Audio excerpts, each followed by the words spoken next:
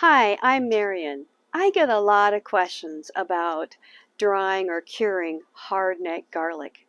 For example, what's the best way to dry fresh garlic?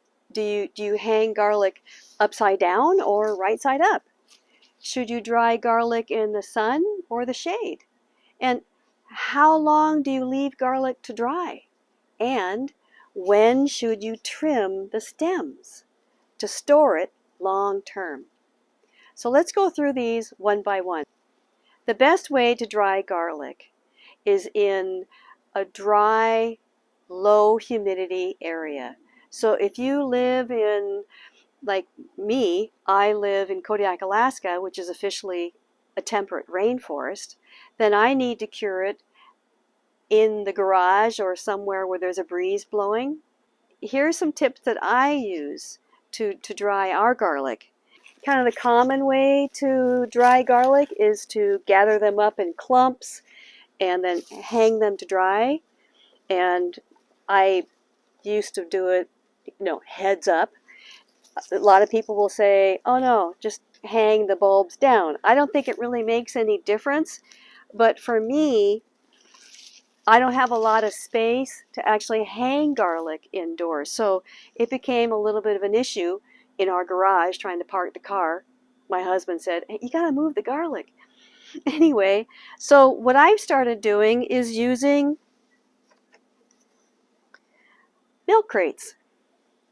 And so what I do, simple as this. Now this has been curing for a little while, but I wanted to demonstrate this for you. So I can actually trim a little bit here. So I'm just going to trim this off.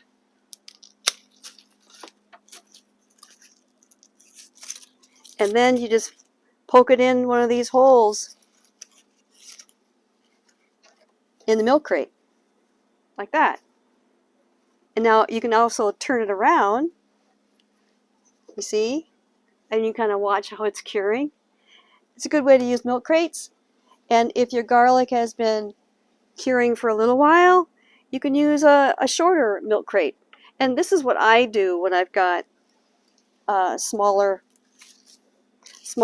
bits of garlic that maybe the cloves didn't grow as well as I thought.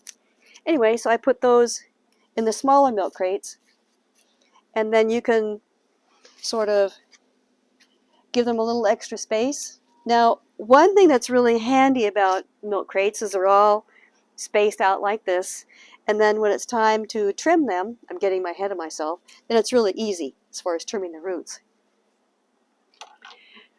So upside down, right side up, like I said, I don't think it really matters.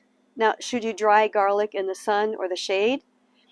I would like to do the sun personally, but we get a lot of rain here, so I have to take it indoors. In the shade, I think it doesn't cure as quickly and it might tend to mold, so just be very careful and space your garlic well. Now, how long do you leave garlic to dry?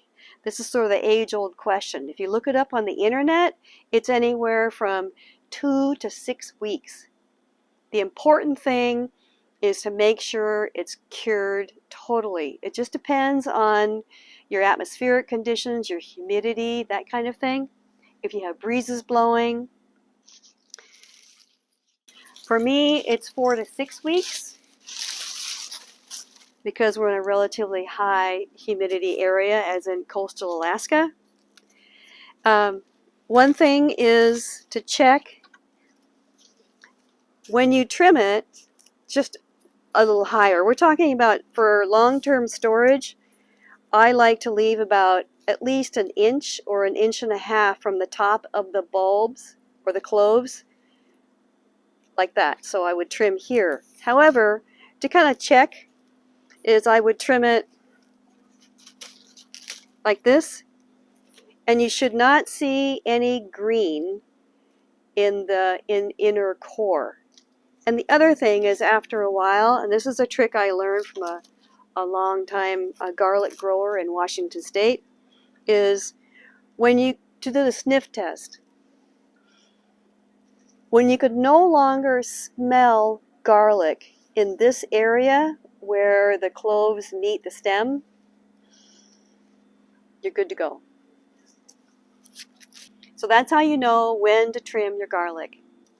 Oh, one final thing. A lot of people ask me, what is my favorite hardneck garlic to grow? And that would be a white Siberian. Some people call it Siberian white. The cloves are very large and very flavorful. It's almost to the point of being kind of hot. But I just love it, and I've grown it probably for 15, 20 years. So I make sure that when I grow my garlic, I grow enough so I can save enough cloves to replant for the next year's crop. So I hope that was helpful.